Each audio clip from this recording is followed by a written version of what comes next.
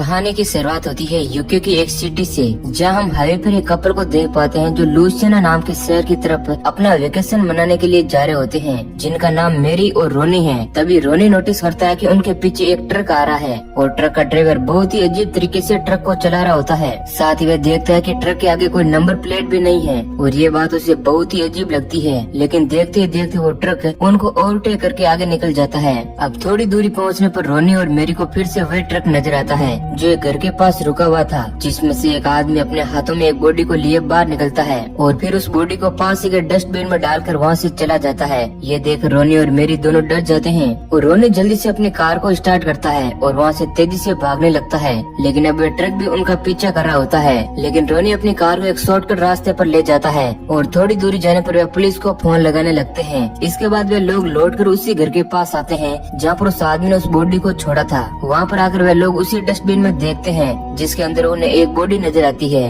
तभी वहाँ पर वही आदमी आ जाता है जो उन लोगों पर हमला करता है और ये सीन यहीं पर कट हो जाता है।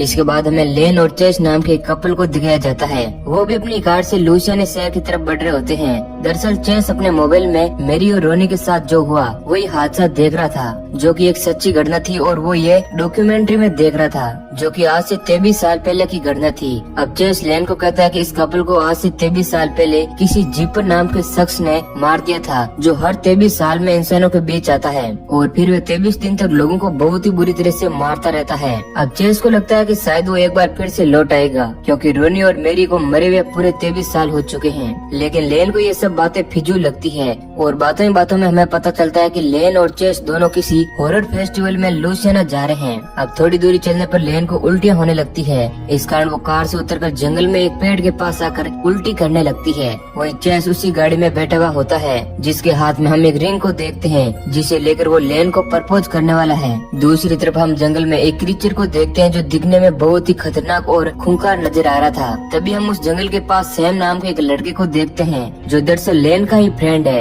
और वो उन्हीं लोगों की तरफ आगे बढ़ रहा होता है। लेकिन तभी वहाँ पर वह क्रीचर जैसा दिखने वाला आदमी आता है जो उसे वहीं पर खत्म कर देता है। इधर हम देखते हैं कि लेन और चेस दोनों गाड़ी से आगे बढ़ते हैं और एक होटल के पास आकर लुसियाना शहर तक पहुंचने के लिए किसी से एड्रेस पूछने का सोचते हैं और वो लोग एक शॉप के अंदर जाते हैं जहाँ पर उन्हें कोई भी नजर नहीं आता है और वहाँ पर रखी हुई एंटीक चीजों को देखकर चेस बहुत ही ज्यादा खुश होता है। तभी एक एंटीक चीज को छूने से चेस का हाथ कट जाता है। लेकिन तभी वहाँ पर उस शॉप की मालकिन आती है जिससे लेन सारी बातें बताती है, जिसके बाद शॉपकीपर उसे एक मैप देती है और कहती है कि उनको ये मैप उनके मंजिल तक आसानी से पहुंचा देगा। अब जिस दौरान लेन उस महिला से मैप ले रही होती है तभी लेन का हाथ उस महिला के हाथों से टच हो जाता है। इसके बाद लेन को एक विजन आता है जिसमें उसे कोई रिचुअल परफॉर्म करते हुए नजर आता है और ये बात उसे बहुत ही अजीब लगती है। इसके बाद लेन और चेस वहाँ से अपनी कार को लेकर लुसियाना शहर तक पहुँच जाते हैं जहाँ वे लोग एक होटल में ठहरते हैं। अब होटल पहुँचने पर लेन सैम को कॉल लगाती है, लेकिन सैम उसका कॉल रिसीव नहीं कर पाता क्योंकि वह तो मारा जा चुका है। इसके बाद वे लोग फेस्टिवल में जाने के लिए तैयार होने लगते हैं, जिस दौरान हम देख पाते हैं कि लेन प्रेगनेंसी टेस्ट कर रही थी जहाँ उसे पता चलता है कि वह प्रेग्नेंट है और इसी बीच उसे उसी तरह के विजन आने लगते हैं और वो बुरी तरह से डर जाती है।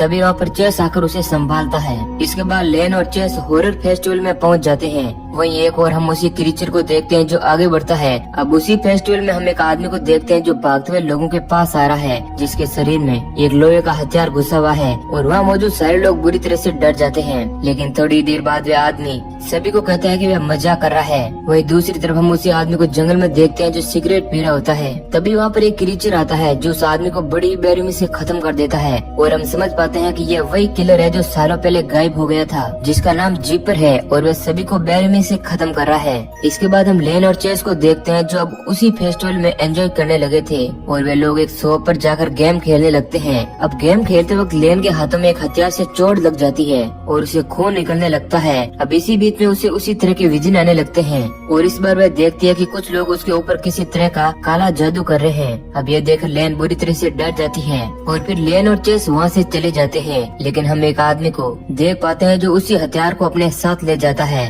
जिससे लेन को चोट लगी थी और जिस हथियार में लेन का खून लगा हुआ था। इसके बाद हम हॉरर फेस्टिवल में मौजूद एक हॉरर डॉक्यूमेंट्री बनाने वाले एक प्रोड्यूसर को देखते हैं जिनका नाम जेमी है। जो लेन और चेस को अपनी डॉक्यूमेंट्री में काम करने के लिए कहता है, क्योंकि चेस को हॉरर चीजें देखना बहुत ही पसंद है। इस कारण चेस और लेन उन लोगों के साथ काम करने के लिए तैयार हो जाते हैं। इसके बाद वे सारे लोग एक वैन में सवार होकर उस डॉक्यूमेंट्री को शूट करने के लिए जंगलों में बसे एक कब्रिस्तान की तरफ आगे बढ़ते हैं। अब उसी टीम में मौजूद कैरी नाम की एक लड़की के साथ चेस फ्लर्ट करने लगता है। अब ये देख लेन को उस पर बहुत ही ज्यादा गुस्सा आता है और वे नाराज होकर उसी कब्रिस्तान के अंदर चली जाती है, जिसे देखकर चेस भी उसे मनाने के लिए उसके पीछे पीछे चला जाता है। वहीं दूसरी ओर हम कैमरामैन को देख पाते हैं, जिसे एक आदमी नजर आता है जो कब्रिस्तान में ही आगे बढ़ रहा होता है। कैमरामैन उसका पीछा करता है, लेकिन तभी वहाँ पर एक पक्षी के गाने पर वह कैमरामैन बुरी तरह से डर जाता है और उसके पीछे से हम उसी क्रीपर को आते हुए देखते हैं, जो अब कैमरामैन के पास आकर उसे वही बुरी तरह से खत्म कर देता है।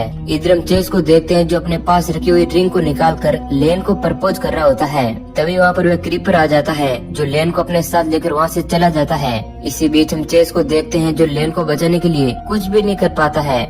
दूसरी तरफ हम उन्हीं टीम मेंबर्स को देखते हैं जो कैमरामैन को ढूंढने के लिए आगे बढ़ रहे हैं, लेकिन रास्ते में उन्हें कैमरामैन का कैमरा नजर आता है जिस पर खून लगा हुआ है, जिसे देखकर उन मेंबर्स को लगता है कि शायद यहाँ मौजूद किसी जंगली जानवर ने कैमरामैन को खत्म कर दिया है। तभी वहाँ पर चेस आता है, जो उनसे कहता है कि यहाँ पर कोई आदमी मौजूद है जो लेन को यहाँ से उठाकर ले गया है और उन सभी को कब्रिस्तान से बाहर निकलने के लिए कहता है। अब ये देखकर वहाँ मौजूद सारे लोग बहुत ही ज्यादा डर जाते हैं और पास में मौजूद एक घर में जाकर वे लोग लेन को ढूंढने लगते हैं। दूसरी तरफ हम क्रीपर को देखते हैं, जिसने लेन को बांध दिया है और वे एक चाकू की मदद से उसे मारने ही वाला होता है, लेकिन वह उसके पेट में एक छेद करता है और वह समझ जाता है कि लेन प्रेग्नेंट है। इसके बाद हम उन सभी लोगों को देखते हैं जो अब एक घर में आ चुके हैं, लेकिन तभी क्रीपर के कुछ साथी उस घर का दरवाजा बाहर से लॉक कर देते हैं ताकि वे लोग वहाँ से भाग न सके, और उन लोगों के साथ उनका ड्राइवर भी उन्हीं लोगों से मिला हुआ था। इसी कारण चेस और जेमी उस ड्राइवर को मारने के लिए आगे बढ़ते हैं, लेकिन उसके पास एक गन होती है जो वो चला देता है,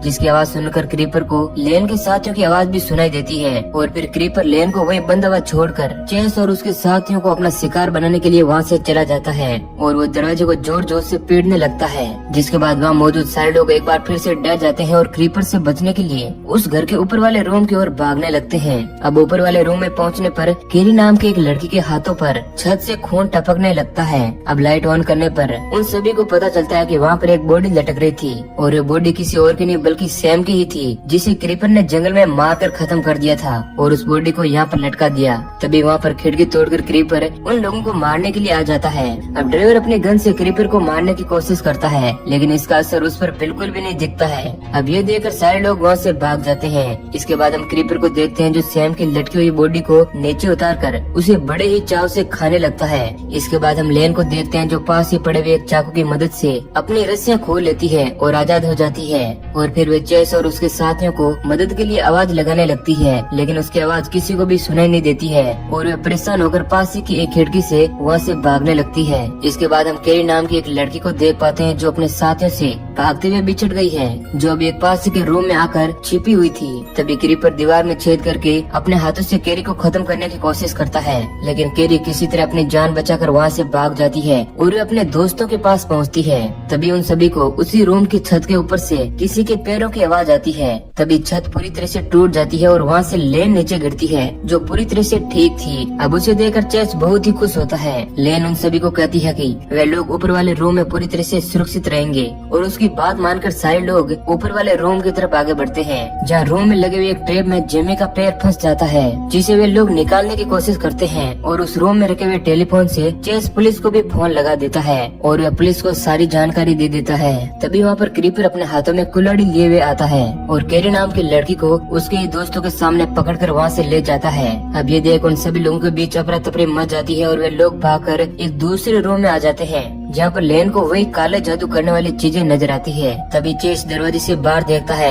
तो उसे वही क्रीपर नजर आता है और वह जोर जोर से चिल्लाने लगता है, जिसे सुनकर वहाँ मौजूद सारे लोग डर जाते हैं। इसके बाद हम क्रीपर को देखते हैं, जो केरी को घसीट कर वहाँ से ले जाता है और दूसरे रूम में जाकर उसका दिमाग निकाल कर उसे खाने लगता है। इसके बाद लेन बुरी तरह से डर जाती है, जिसके बाद वहाँ मौजूद सारे लोग क्रीपर को अपने जाल में फंसाने के लिए तैयार हो जाते हैं और वो लोग एक प्लान बनाते हैं। तभी उस रूम की छत से खून गिरने लगता है, जो रूम में बने एक सीक्रेट बेसमेंट में जाकर गिरता है, जहाँ यहाँ पर उन सभी को वहाँ पर बहुत सारी बॉडीज नजर आती है जिन्हें क्रीपर ने उसके साथियों के साथ मिलकर खत्म कर दिया था। इसके बाद हम लेन को देख पाते हैं जो उसी घर के हॉल में खड़ी हुई थी। इधर जेमी और वो ड्राइवर क्रीपर को नीचे लाने के लिए उसके पास जाते हैं, लेकिन उन दोनों को उस रूम में क्रीपर कहीं भी नजर नहीं आता है। तभी हम देखते हैं कि क्रीपर अचानक से उनके पीछे ही खड़ा हुआ था जो उन पर हमला कर देता है। इस दौरान क्रीपर अपने पास रखे हुए कुल्हाड़ी से जेमी को बुरी तरह से घायल कर देता है, लेकिन ड्राइवर किसी तरह क्रीपर को घायल करके वहाँ से भाग जाता है। अब ये देख क्रीपर को बहुत ही गुस्सा आता है और वह उसे खत्म करने के लिए उसके पीछे भागने लगता है,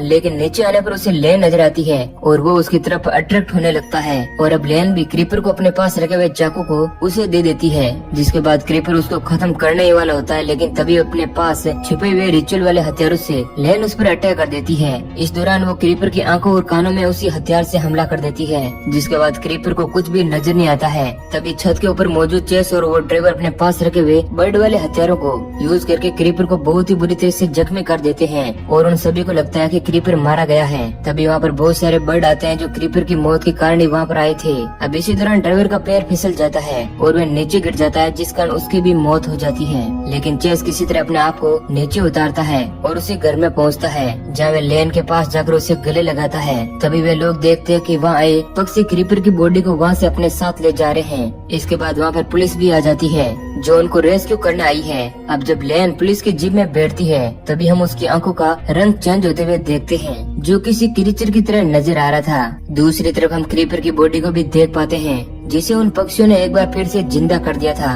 मतलब क्रीपर अभी तक मरा नहीं था और इसी सीन के साथ ये मूवी एंड हो जाती है। तो दोस्तों अगर ये कहानी आपको पसंद आई है तो हमारे चैनल मूवी सिंगर को सब्सक्राइब जरूर करें। धन्यवाद।